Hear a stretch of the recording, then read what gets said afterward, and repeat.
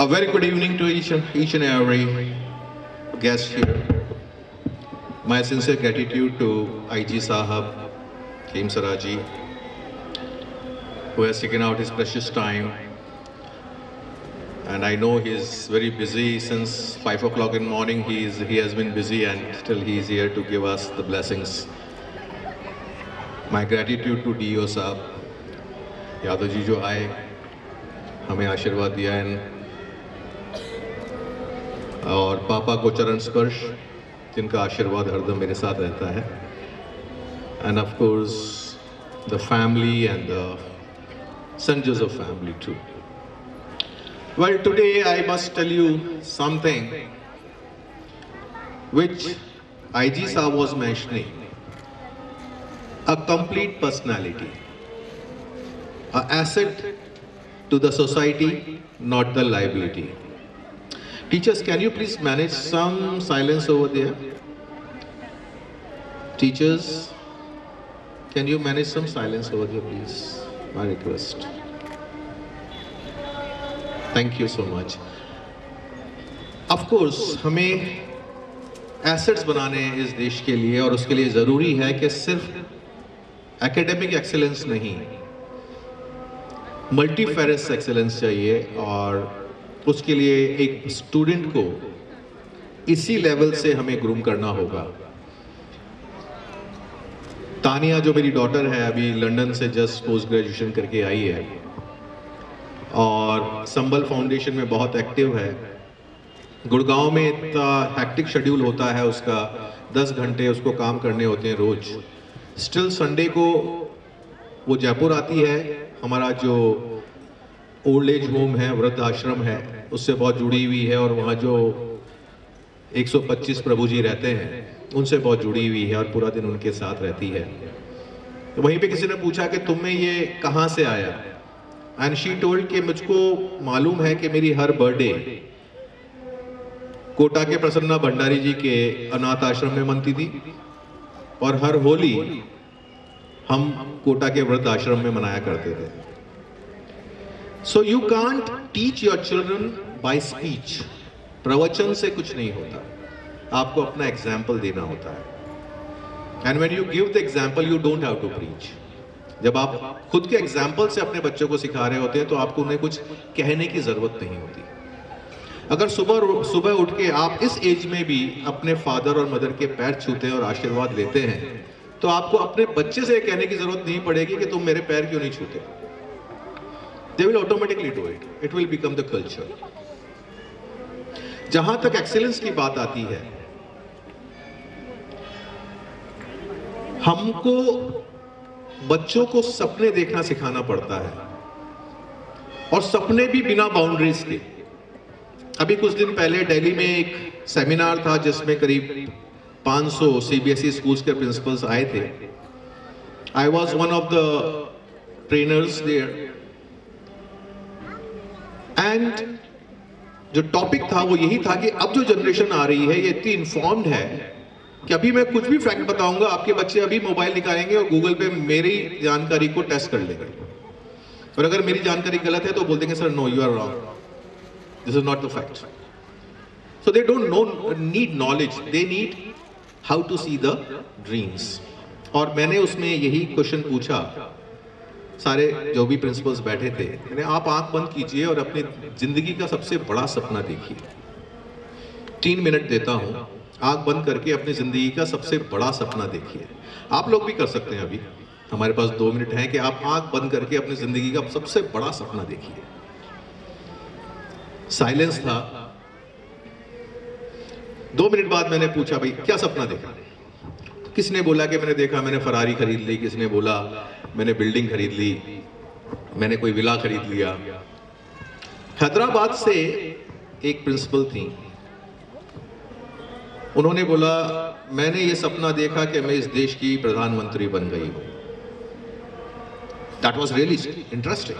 So I told ma'am can you come on the stage. She came. मैंने कहा आपने India का prime minister बनने का सपना क्यों देखा. So she told, the most powerful man in India. Now, well, this makes me understand कि आपको पावर अट्रैक्ट करती है, कुछ लोगों को पैसा अट्रैक्ट करता है, कुछ लोगों को सोशल स्टैंडिंग अट्रैक्ट करती है, कुछ लोगों को पावर अट्रैक्ट करती है। मैंने कहा आपको पावर अट्रैक्ट करती है कि यस। मैंने तो फिर आपने ये सपना क्यों नहीं देखा कि मैं अमेरिका की प्रेसिडेंट बन गई हूं, the most powerful person on world, but I am Indian, how can I become the president of America? Ma'am आपने मेरा क्वेश्चन ध्यान से नहीं सुना। मैंने पूछा था सपना देखो, कैसे ये नहीं सोचना, क्या ये सोचना है। तो कैसे तो मैं बता दूंगा ना कैसे बनना है। आप अमेरिका जाइए, बहुत सारे इंडियंस वहां पे एमपीज हैं और आप इलेक्शन लड़िए और बन जाइए। लेकिन क्या, तो आप खुद को ही रोक रही थी। मेरे को most powerful man on earth नहीं बनना, मेरे को most powerful man in India बनना है। डियर पेरेंट्स, आप खुद जानते हैं कि मैं एक पीडियाट्रिक सर्जन हूं एंड चाइल्ड साइकोलॉजी मेरा कप ऑफ टी है। हम सबके दिमाग में स्लाइड्स बनी हुई हैं और वो बचपन में बना दी गई थी हमारे दोस्तों के द्वारा, हमारे रिश्तेदारों के द्वारा। जैसे आप छोटी सी हैं, दौड़ती हुई आई, किसी ने पूछा बेटा क्या बनोगी, आपने हंस के कहा मैं कलेक्टर बनूंगी, और सब हंसने लगे। आपने सोचा मेरे अपने लोग विश्वास नहीं करते कि मैं कलेक्टर बन सकती हूं, तो मेरे को इसके बारे में सपना नहीं देखना। And you make a slide, और स्लाइड बनाते बनाते आप अपने लिए एक बहुत छोटी सी जगह छोड़ देते हैं। ये भी नहीं हो सकता, ये भी नहीं हो सकता, ये भी नहीं हो सकता, सिर्फ ये सपना देखना है। And this is where you limit yourself, this is where you make yourself small. और एक बहुत अच्छी कहावत है, failures are not the crimes, low aims are the crimes. Fail होना तो कोई क्राइम ही नहीं है, जो कोशिश करेगा वही फेल होगा। लेकिन मैंने खुद के लिए छोटा मकसद बना लिया, ये तो मैं खुद के खिलाफ सबसे बड़ा अपराध कर सकता हूं। मैं 8th में था, मैंने सपना देखा मेरे को सर्जन बनना है। मैं उदयपुर गया, कोचिंग ली, बीएन कॉलेज में, तब सबसे अच्छी कोचिंग होती थी। तो बीएन कॉलेज में doctor Bisaria and doctor Natwarlal, बड़े बड़े प्रोफेसर से मैंने कोचिंग ली। फर्स्ट अटेम्प्ट में मेरा सिलेक्शन नहीं हुआ, लेकिन जिनको मैं पढ़ाता था उनका हो गया। I was very frustrated. मैंने पढ़ाई छोड़ दी, भगवान की पूजा करनी छोड़ दी, 16 घंटे पढ़ता था वो छोड़ दिया। फिर मेरी मौसी हैं डॉक्टर गिरजा व्यास, वो ले गई मेरे को दिल्ली में, तब वो सेंटर मिनिस्टर थी, कि बेटा तू दोबारा तैयारी कर, फिर स्कॉलरशिप के लिए फॉरेन जा। I again tried, I went to foreign for education on scholarship. मेरे को बेहतर कॉलेज मिले, बेहतर दोस्त मिले, और आज पूरी दुनिया में जो मेरा नेटवर्क है वो उसी के कारण से है। तो एलन में जब मैं एक बार ऐसा ही संस्कार शिविर दे रहा था, तो मैंने ये बोला था कि आप बहुत प्रेयर करते हो, बहुत पूजा करते हो, हे भगवान मुझको ये दे दे, फिर भी अगर भगवान नहीं देता, इसका मतलब उसके पास आपके लिए कुछ बेहतर है। You have to just keep on working, you can't sit back, but yes you should learn how to dream big.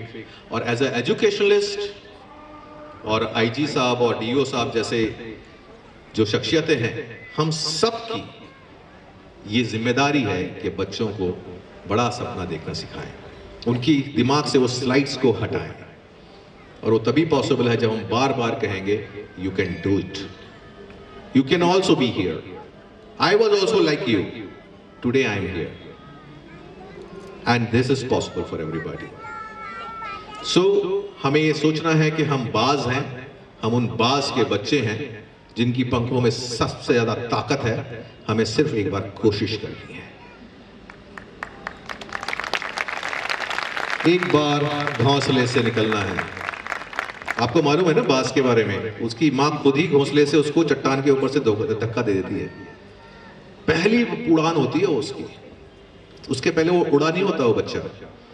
बाज की माँ देखती है अब ये तैयार है, धक्का देता है, वो नीचे गिरता है चट्टान से, और फिर वो अपने पंख पहली बार जिंदगी में खोलता है।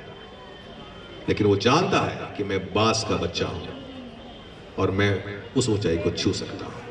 एंड डियर जोसेफाइट्स, तुम सब बाज के बच्चे हो, तुम उस ऊंचाई को छू सकते हो। एक बार ट्राई करना है। Don't be afraid of failures, failures are our lessons, they are our teachers, we welcome them. मैं तुम्हारे लिए बहुत बड़े बड़े सपने देखता हूं, और अब तुम भी मेरे साथ वो सपने देखो, अपन सब मिलके उनको पूरा करेंगे। Thank you so much, God bless you.